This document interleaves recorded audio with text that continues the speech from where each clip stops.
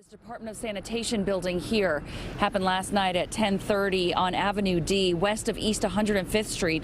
Police say the driver of the car, 22-year-old Treasure Liggins, was speeding, failed to maintain control of the car, veered and struck the man on an e-bike. He's been identified as 29-year-old Muhammad Abdullah. Police say he was ejected from the bike and suffered trauma to his head and body. He was pronounced dead at the hospital. Liggins, they say, had her 4-year-old daughter in the car. They were both treated and released at a local hospital. Friends of Abdullah can't believe it.